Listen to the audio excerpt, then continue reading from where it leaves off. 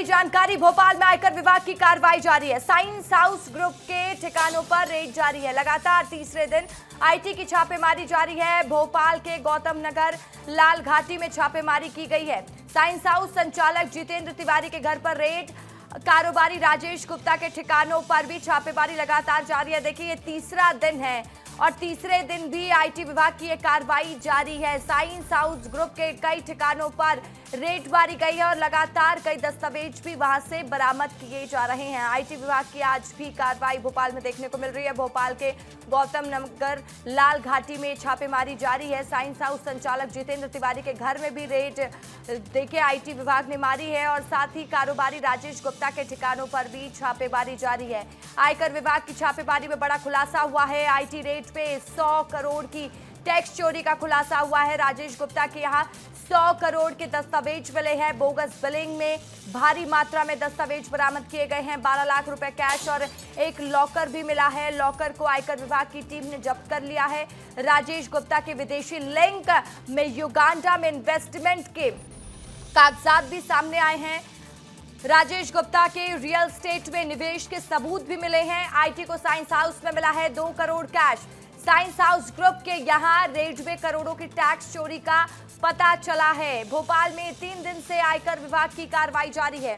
2 जगहों पर आईटी ने छापेमार कार्रवाई की है। कई बड़े खुलासे हुए। इस छापेमारी के दौरान सबसे ज्यादा टैक्स चोरी के मामले भोपाल के साइंस हाउस संचालक जितेंद्र तिवारी, लाल घाटी स्थित medical device supplier Rajesh Gupta नाम सामने आया है।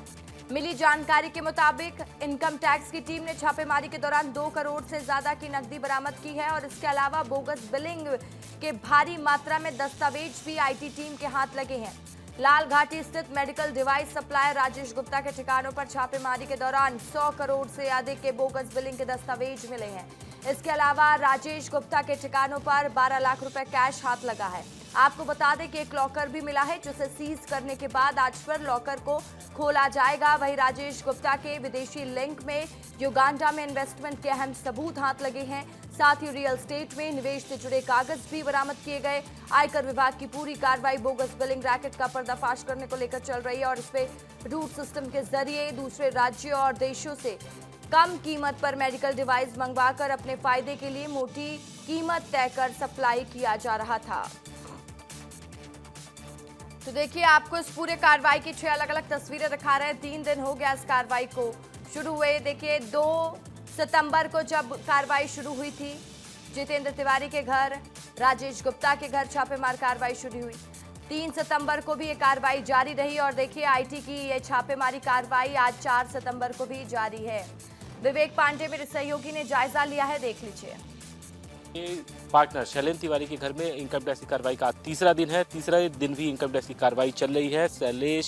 शैलेंद्र तिवारी के घर पे इस वक्त इनकम टैक्स की टीम मौजूद है और अंदर कार्रवाई फिलहाल चल रही है। और सबसे महत्वपूर्ण बात है कि science house medical private limited के करीब 17 ठिकानों पर अभी भी कार्रवाई चल रही है। तीसरे दिन भी इनकम टैक्स के अधिकारी अंदर पूछताछ कर रहे हैं और तमाम सारे दस्तावेजों को खंगाला जा रहा है। और सबसे एक अहम उनके सहयोगी और पार्टनरों से भी पूछताछ हो रही है। और उधर राजेश गुप्ता, जिनकी फैक्ट्री युगांडा में थी, उनकी घर पे भी इनकम टैक्स की टीम यहाँ मौजूद है।